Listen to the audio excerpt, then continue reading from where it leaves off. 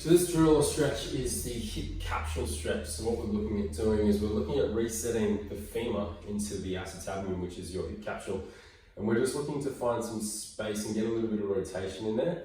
I'll show you how to set it up. It's kind of like a pigeon stretch, but it's a little bit different. So just to set up, we're on hands and knees.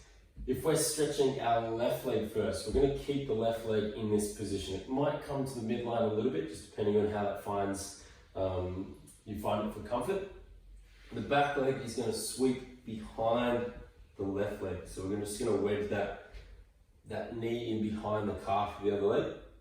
And then from there, what we're going to do is just going to sit into the hip a little bit, and we're going to try and rotate this right hip towards the ground a touch to make it a little bit more intense. You can just start to straighten the leg out and sit back in that hip a little bit more.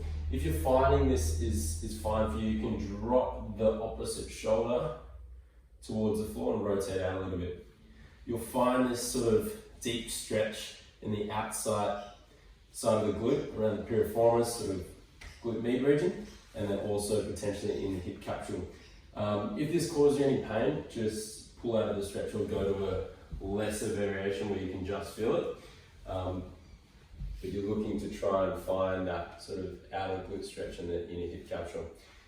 That is the hip capsule stretch.